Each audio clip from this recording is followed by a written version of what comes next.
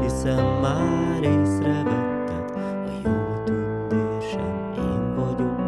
De ha eltűnne az arcodról ez a sötét szomorúság, úgy érezném, vannak még csodák.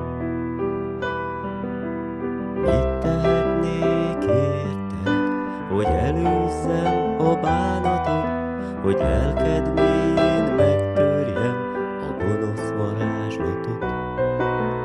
Mit tehetnék érted, hogy a szívedben öröm legyen? Mit tehetnék, áruld el nekem?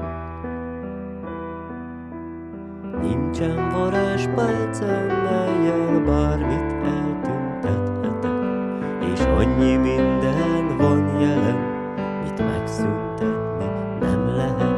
De ha eltűnne az arcodról ez a sötét szomorúság,